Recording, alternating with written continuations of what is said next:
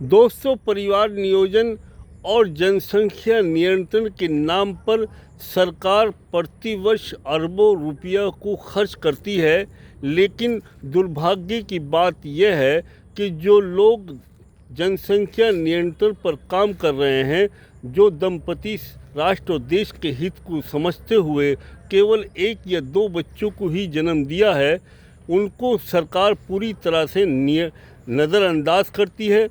और होना तो ये चाहिए था कि सरकार ऐसे दंपतियों को, ऐसे परिवार को जिनके यहाँ केवल 1 या 2 बच्चे हैं, उनका पूरा खर्चा सरकार अपने ज़िम्मे लेती और उनको शुरू से आखिर तक, उनको ग्रेजुएशन तक अपना ही बल पे पढ़ाया जाता।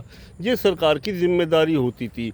लेकिन सरकार अपने किसी भी ज़िम्मेदारी से को नहीं निभाती और पूरी तरह से सरकार गैर जिम्मेदाराना बात करती है। सरकार किसी भी मंच से, कोई भी राष्ट्रीय पार्टी, कोई भी, चाहे बीजेपी हो, कांग्रेस हो और अन्य छुटपुट दल हो, किसी भी अपने मंच से जनसंख्या नियंत्रण की बात ही नहीं करते।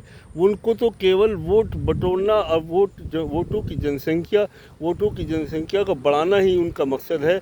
लेकिन सरकार का अरबों रुपया जनसंख्या नियंत्रण पर खर्च होता है, इससे उनको कोई सरोकार नहीं है। लेकिन मेरा मानना यह है कि अगर वो लोग जिन्होंने जनसंख्या को पे नियंत्रण के लिए कार्य किया है और राष्ट्र और देश के हित में 2 बच्चों को ही जन्म दिया है, तो कम से कम 1 बच्चे को सरकारी नौकरी देने का सरकार को वादा करना चाहिए।